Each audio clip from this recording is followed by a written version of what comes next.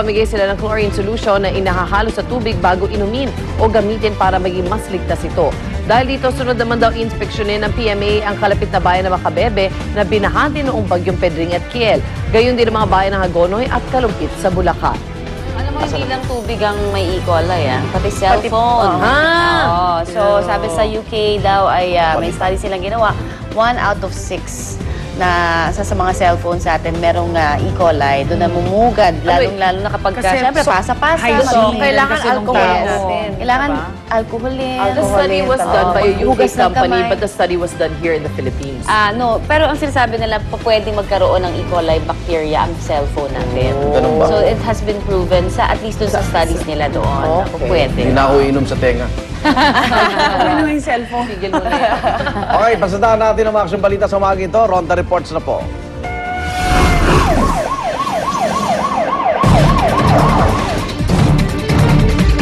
Arestado isang lalaki matapos ito magwala sa Ortigas Avenue kagabi. Ang suspect, nagpakilala pang empleyado ng isang TV network.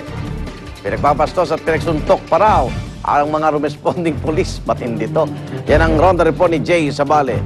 Jay! Ayan. Igan, arestado isang lalaki matapos magwala sa kalsada ng Ortigas Avenue sa Pasig City. Inabutan ng mga EPD police na nag-aaway ang isang lalaki at isang babae sa gitna ng kalsada. Pumagitna ang mga pulis para ayusin ang away, ngunit nagalit ang lalaking kinilalang si Mark de Guzman. Sinigawan, minura, sinuntok at sinipa ang mga pulis. Dahilan para arestuin si de Guzman. Pero pagdating sa police mobile, tinadyakan pa ng sospek at nabasag ang salamin ng sasakyan. Nagpakilala pa umano si de Guzman na empleyado ng isang TV network, pero di ito umubra sa mga pulis. Bagamat mariin na pinagsinungalingan ng sospek ang mga paratang sa kanya, nakadeta na ito ngayon sa EPD Annex Station at posibleng makasuhan ng grave threat, direct assault, malicious mischief at alarming scandal. Igan? O, nasan siya? Nasa sa video Nakadete nyo. na siya ngayon sa may annex. Hindi siya nagpakita. EPD Annex Station. So matapang siya nung walang camera. Pakiulit po. Matapang siya nung walang camera. Kasi wala kang kuha, puro pulis eh.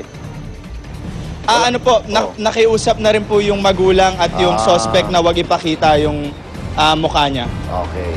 Maraming salamat, Jace. Ano kaya network yan? Jay Sabale. Yan, marami tayong network, ha? Hindi naman siguro GMA, no? Hindi naman siguro. Wala tayong Mark de Guzman dito. May Wala. Ba matindi, ha? Alright, balitang sports naman po tayo. Tagumpay ang Pilipinong boksingero na si Denver Coelho sa kanyang laban para masungkit ang WBC Mini Flyweight Silver Belt sa Mexico.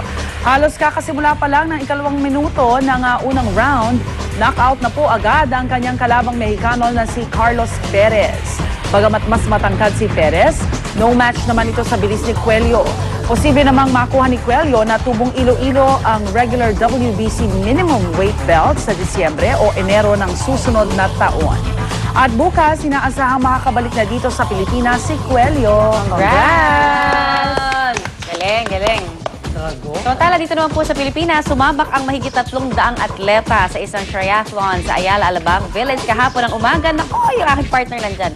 Ang triathlon po ang isa sa mga pinakamahirap na karera sa mundo ng sports at pinagsasama-sama nito ang galing ng isang atleta sa pagtakbo, pagbibisikleta at paglangoy.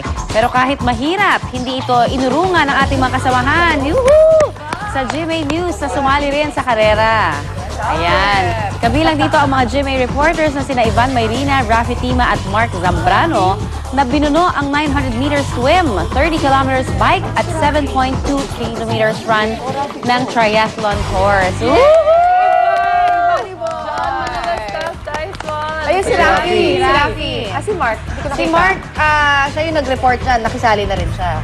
Talaga? Wow. Uy, matinding training ang ginawa talaga ni na Ivan dyan, lalo na si Ivan. Athletic ang Tagada ng katawan niya ngayon, talaga malamang fit na fit. Makembot pala tong si Ivan. May ganun na. Parang siyang Hindi ko akalain. akalain may Ngayon na tinatago pala mapapansin siyang kembot.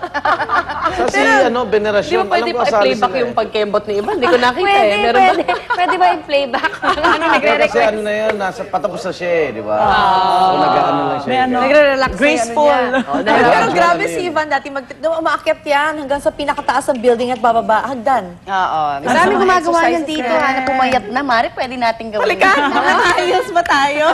Sige, kita kayo. Yan ah. Saan yun na? Pakikuha ng supplies. Pwede, pwede. Samantala, tuloy-tuloy naman ang misyon ng isang kababayan natin sa nalibutin ang buong mundo sa pamamagitan ng pagtakbo. Dumating na sa Melbourne, Australia, ang Pinoy ultra-marathon runner na si Cesar Guarin na sinusubukang maging kauna-unahang Pinoy at Asyano makalibot sa buong mundo na tumatakbo. Ito na ang Phase 5 ng inilunsad niyang Global Run. At mula Australia ay tatakbo si Guarin sa Middle East, Norway, Japan at Korea. Nauna ng tinakbo ni Guarin ng Amerika, Europe at Canada. Inaasahang matatapos niya ang kanyang Global Run sa 2015.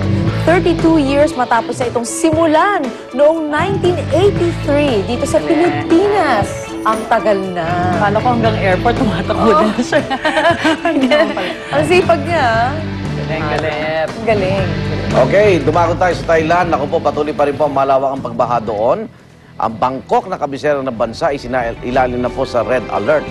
Nangangambahan kasi doon dadalo yung baha na mula sa mga probinsya, lalo na't may inaasahan silang panibagong bugso po ng mga pag-uulan. Hindi bagyo ulan. Sasabayan pa ng high tide ngayong linggo. Dahil dito maraming residente po ang nag-panic buying sa Bangkok. Samantala naglabas na ang flood update advisory ang Philippine Embassy sa Thailand at inikahit nila lahat ng Pinoy na maging alerto.